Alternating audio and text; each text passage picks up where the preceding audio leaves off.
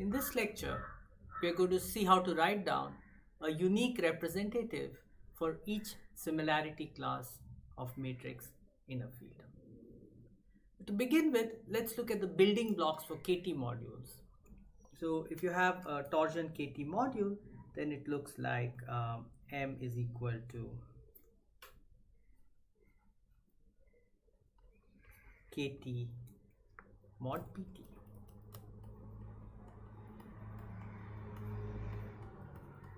Where PT is some monic polynomial of degree, some given degree d. So let's say PT is t to the d plus a1 t to the d minus 1 plus up to ad. So these are the building blocks of torsion KT modules, which are the kind of modules that you get when you look at KT modules corresponding to matrices. These would be the building blocks, and let's try to see what matrix this represents. So for that, just take any basis of M. So M, let's choose a convenient basis. We'll just take the basis 1 t squared t to the power d minus 1. So we can think of each of these as elements of KT and therefore also elements of KT mod PT. T to the d is linearly dependent on these vectors. T to the d is equal to minus a1 t to the d minus 1 minus a2 t to the d minus 2 minus all the way down to ad. That's because PT is 0 in M. And so now multiplication T acts on M by multiplication.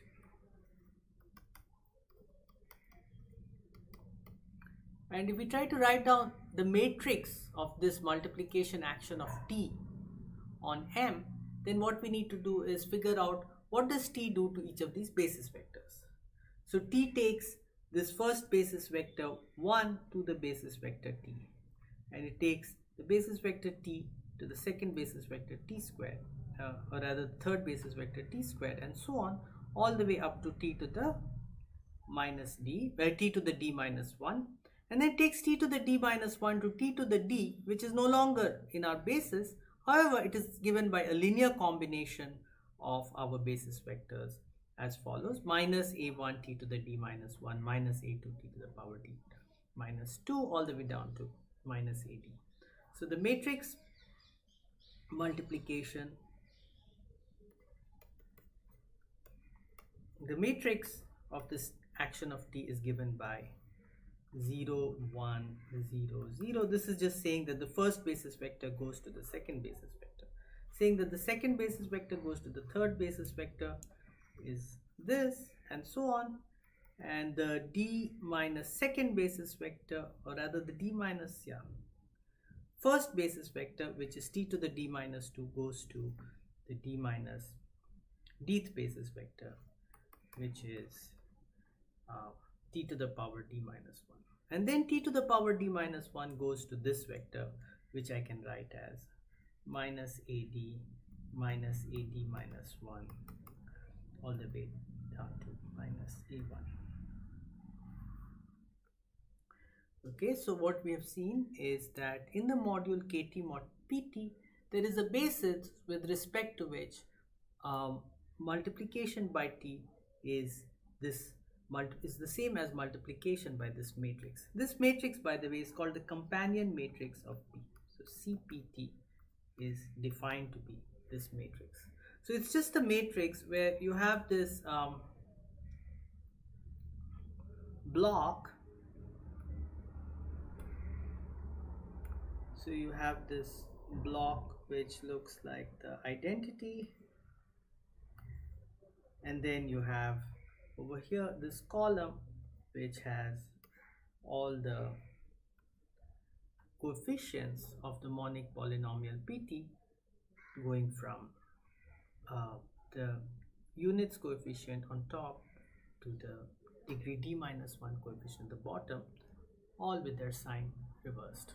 So this is called the companion matrix of P.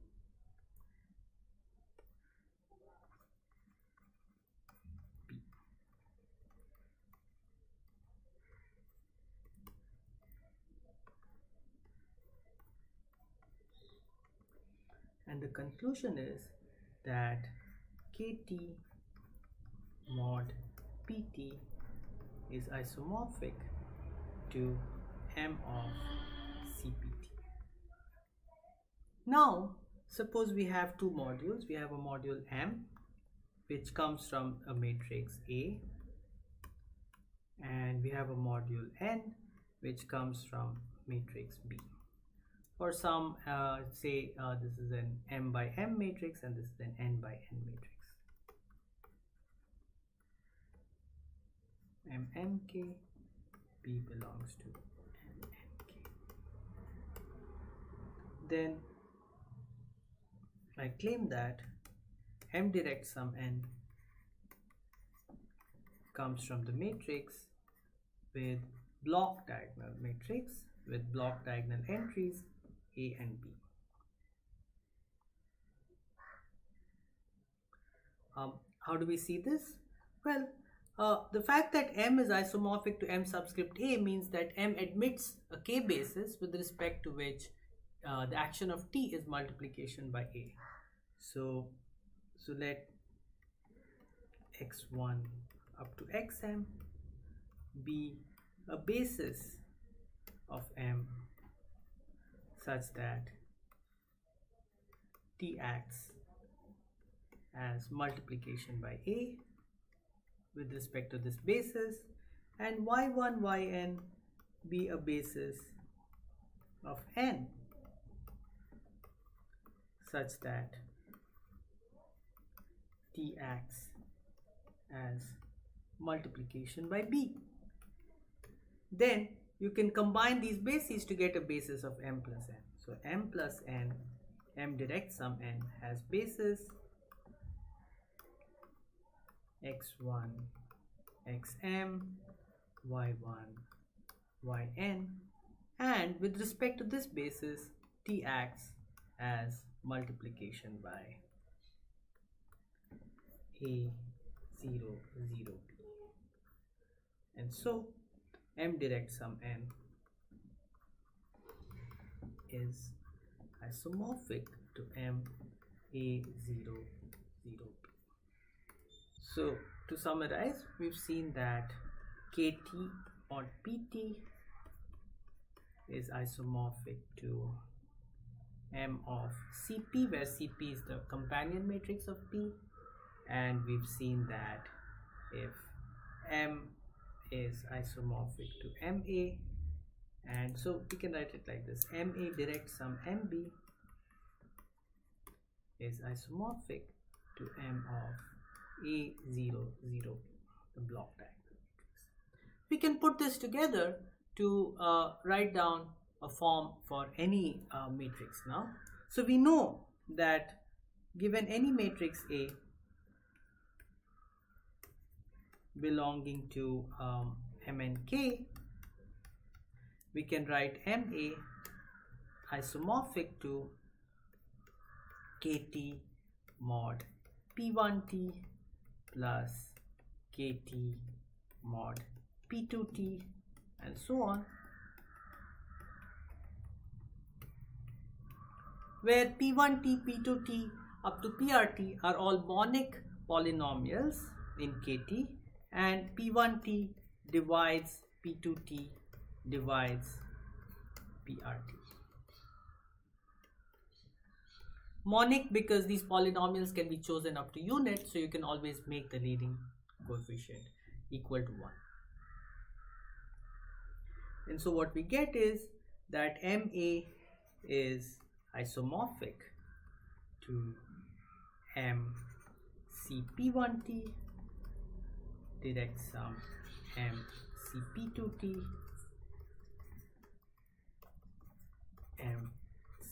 MCPRT, which is in turn isomorphic to, by this argument up here about direct sums, M. And now you take the block diagonal matrix whose diagonal blocks are CP1T, CP2T, CPRT.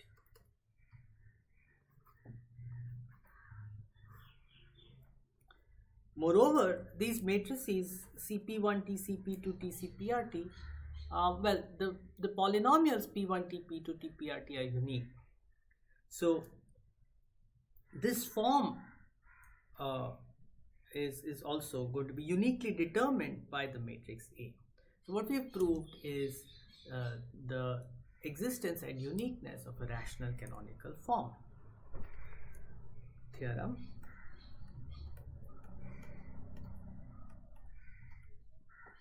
Every matrix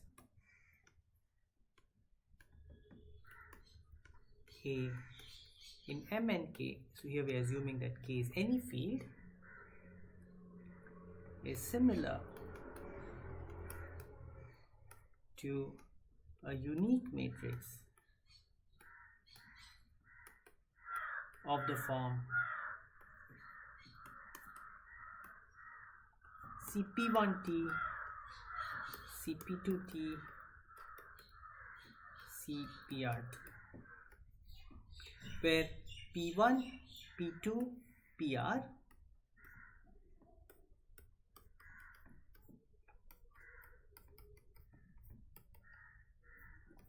are monic polynomials and P1 divides P2, divides P3 and so on.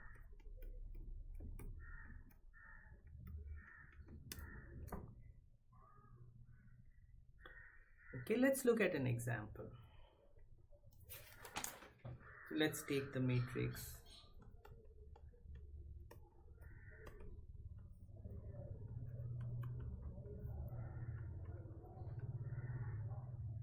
zero, zero, one, 0, 1, 0.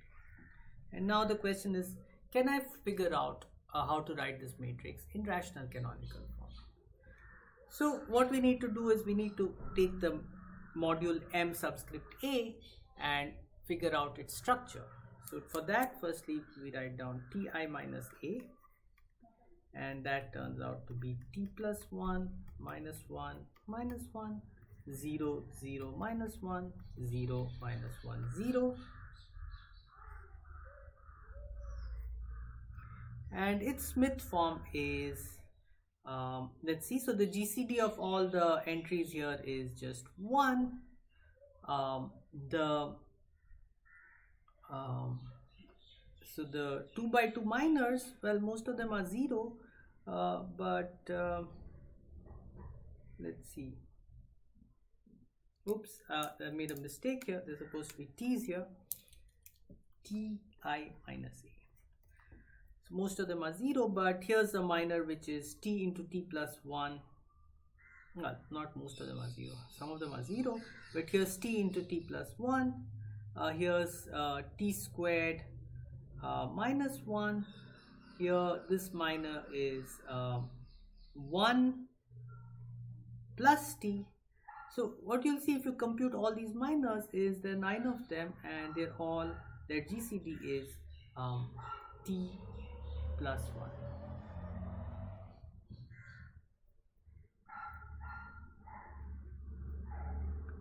1. And the determinant of this whole matrix is, if you compute it, turns out to be T minus 1 into T plus 1 whole squared. So this third thing in the Smith canonical form is this divided by T plus 1, which is just T squared minus 1. So the Smith normal form of Ti minus A is this, which means that MA is isomorphic to KT mod T plus 1 direct sum KT mod T squared minus 1. And so A is similar to the companion matrix of T plus 1, the companion matrix of T squared minus 1, which is the companion matrix of T plus 1 is just minus 1, and the companion matrix of T squared minus 1 is 0, 1, 1, 0. So this is the rational canonical form of the matrix A that we have taken.